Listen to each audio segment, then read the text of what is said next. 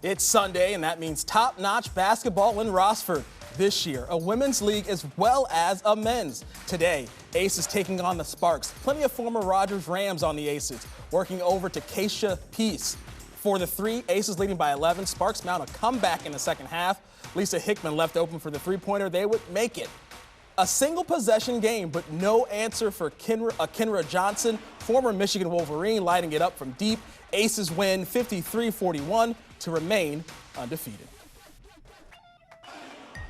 In the second game, the Fever and Sky squaring off. Fever with some key players off to those great weight teams from 15 years ago. Ramaya Hendry on the lay-in, Fever up early. Sky not letting second half. Aaliyah Armstrong, the strong finish. It's a 5-point game, but too much Fever. Charisse Ulis McBriar from outside.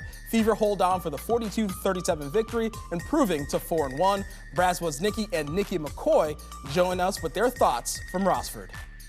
Well, our first opportunity today to cover the Women's Top-Notch Basketball Association, and we began the day with the matchup of the Aces and the Sparks, and the Aces coming in unbeaten, and unbeaten for a reason. Plenty of former Rogers Rams helping lead that way. You're talking to Kenra Johnson first. She was leading the scoring. Oh, absolutely. She came in fiery with a lot of energy, enthusiasm, and just motivation to get to the rim, score outside, inside, and then we saw her finish the game with a ton of outside shots. And in that second half, it was a Sparks team that wouldn't go away. Sandy Brown helping try and lead that team.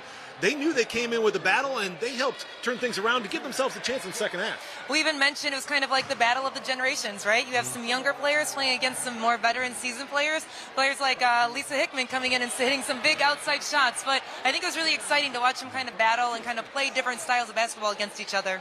In game two, you had the Fever and the Sky, and much of the same as far as the second half. You had the Fever leading the ball game all the way through, but the Sky came all the way back to get within two.